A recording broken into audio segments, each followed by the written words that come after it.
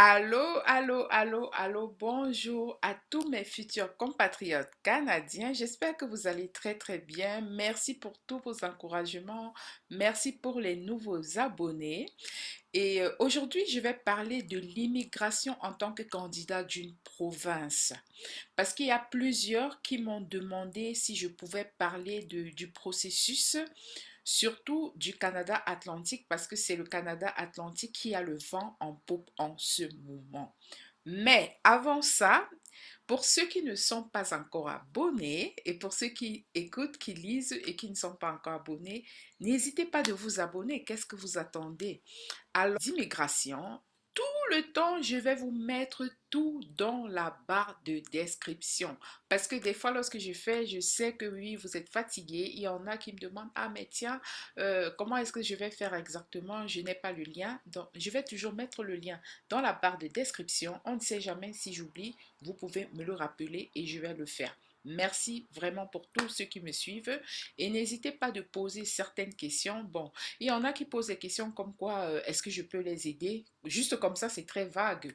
Lorsque vous avez une question, vraiment posez-la de manière très très détaillée pour que je sache si je peux vous aider et si je ne peux pas vous aider, je vous le dirai. Si j'ai déjà parlé de ce sujet, je vous enverrai le lien. Donc, on y va. Ici, vous voyez, c'est bien écrit immigrer en tant que candidat d'une province. Il y en a également qui m'avaient demandé quelle est la différence entre l'immigration des candidats des provinces. Déjà, je vais dire, le Québec est considéré au Canada comme une province à part. C'est presque comme un pays à part. Ils ont leur gouvernement. C'est vrai que chaque province a son gouvernement, mais le Québec est très, très spécial.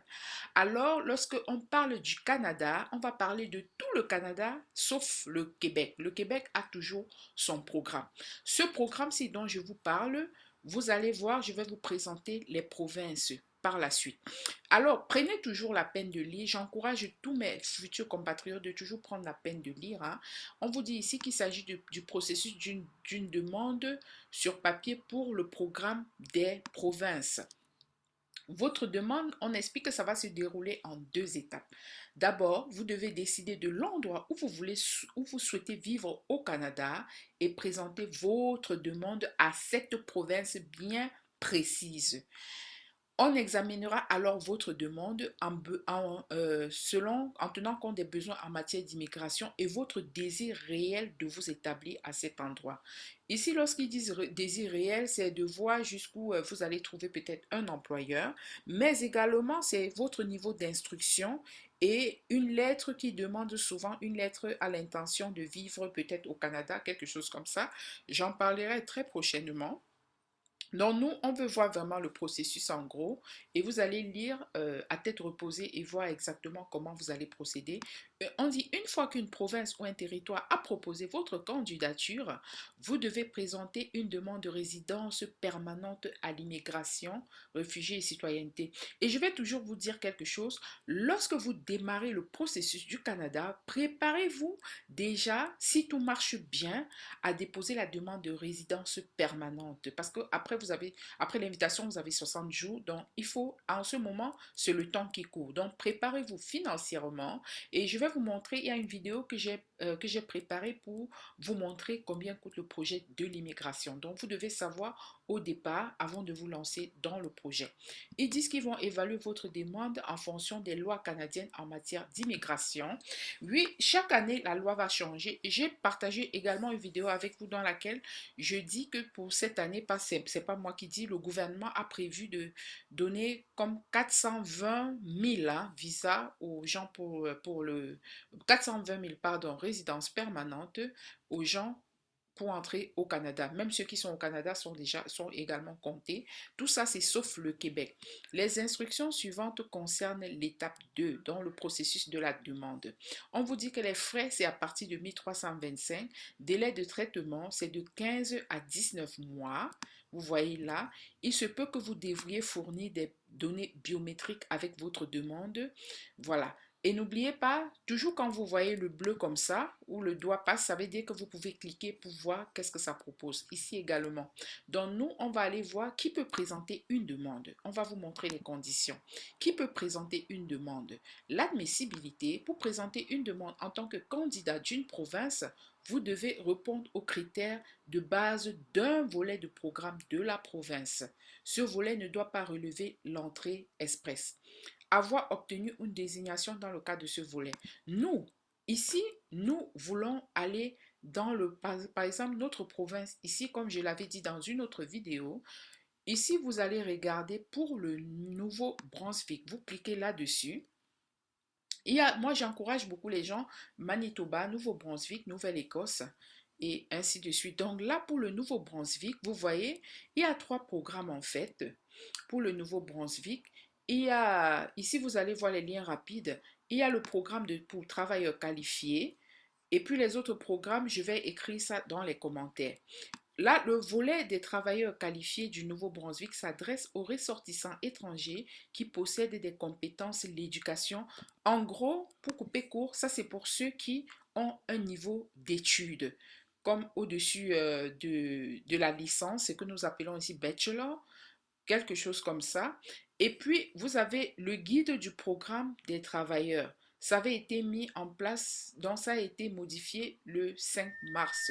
Vous avez le guide vous avez le guide ici pour du Nouveau-Brunswick, Immigration Nouveau-Brunswick pour les candidats. Vous allez cliquer et puis vous allez voir comment soumettre une candidature, présenter au volet des travailleurs qualifiés. Et ce qui m'intéresse également, si on dit si vous rencontrez des problèmes techniques, parce que ça arrive que le site ait des problèmes techniques, vous allez écrire à cette adresse-là. Et je vais toujours le dire, lorsque vous écrivez, soyez très courtois. Et n'écrivez pas des messages comme quoi aidez-moi. Donc, soyez précis. Si vous avez rencontré un problème technique, expliquez dans les détails pour qu'ils sachent exactement comment vous aider. On dit, voici les formulaires à présenter avec votre demande électronique. Vous avez, si vous avez trouvé un emploi, le soutien de l'employeur, le consentement et la déclaration, le recours au service d'un représentant, formulaire d'inscription. Donc, voilà les formulaires. Vous allez voir tout, ça c'est tous les formulaires dont vous aurez besoin pour faire votre soumission. On va par exemple cliquer ici guide du programme. Je vais faire un clic droit, guide du programme pour les travailleurs qualifiés. Ça c'est spécialement pour les travailleurs qualifiés. Le programme, le guide a 35 pages. Dedans, ils vont vous expliquer tout. Les conditions d'admissibilité, les facteurs de sélection, le processus de demande, la liste de contrôle des documents. Vraiment, gardez ce formulaire, gardez en fait ce document PDF parce que dans ce document, on vous dit tout. Sincèrement, on vous dit tout pour le Nouveau-Brunswick. Vous le lisez de manière religieuse attentivement et puis vous allez exécuter. Voilà, on explique exactement ici les documents d'admissibilité. Par exemple, capacité, on dit vous devez fournir une lettre de référence officielle de chaque employeur au Nouveau-Brunswick selon l'expérience cumulative. Étude, la preuve de la réussite de vos études postsecondaires. Le niveau de langue, ici, ils expliquent bien que c'est niveau 4, comme je vous l'ai dit tantôt. Famille, des copies certifiées des actes de naissance, du lien des parents et ainsi de suite. Donc, vous avez là vraiment toute la panoplie pour le programme des travailleurs qualifiés pour le Nouveau-Brunswick. Document rempli, on vous donne la description exactement. Ici maintenant, donc là, il s'agit du document d'emploi de votre employeur au Nouveau-Brunswick. Ça, c'est obligatoire. Parce que pour le Nouveau-Brunswick, c'est très rapide. Par contre, il faut trouver un employeur. Et voici, votre employeur doit faire une lettre de recommandation et là ou l'agent personnel à l'entreprise qui s'occupe de votre dossier, par exemple. Ça peut être un manager parce que ici, quand vous êtes dans une entreprise, on vous donne une personne qui pourra répondre aux questions, par exemple, du gouvernement et ainsi de suite. Vous devez avoir une telle personne et tous les postes occupés à l'endroit de l'entreprise, dont le titre, les fonctions. Donc, il faut qu'on vous donne un descriptif du poste. Le contrat de travail, très important, document rempli, daté et signé. Permis de... Alors, vous devez rédiger vos documents en français ou en anglais ou bien les faire traduire dans cette langue-là. Voilà les frais de traitement de dossier. Les frais de traitement de dossier sont de 250 $, payables par carte Visa, Master, Interac en ligne. Bon, Interac, c'est surtout pour ceux qui sont ici au Canada. N'oubliez pas les renseignements pour votre employeur. On dit qu'il y a des renseignements pour l'employeur spécifiques à la CNP, 75, ça c'est pour les conducteurs de camions. Et comme je disais tantôt, les conducteurs de camions de transport sont très très recherchés ici.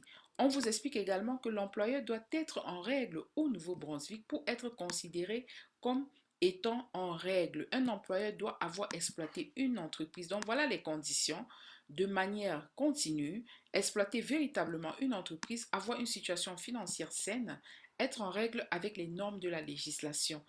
Et remarque qu'un employeur doit être activement engagé dans l'entreprise et non directement lié à l'emploi. L'employeur doit prouver les pénuries de main-d'œuvre. Ça, c'est le travail de votre employeur.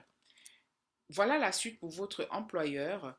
L'employeur doit établir une relation avec le client. Les employeurs doivent établir une relation employeur et employé. Le permis de travail. Lorsqu'un permis de travail est requis, l'employeur doit payer des frais de conformité fédéraux de 230 dollars et soumettre une offre d'emploi à travers le portail employeur fédéral avant que le candidat pourra demander un permis de... Quelqu'un veut vous employer, vous devez lire d'abord tout ceci. Si votre employeur fait une fausse déclaration, voilà, le gouvernement va s'occuper de lui. Là, c'est pour le recours à un représentant. Et les représentants doivent être des gens qui sont reconnus ici. On dit ici représentants rémunérés. Je parle surtout aux gens qui se font souvent arnaquer.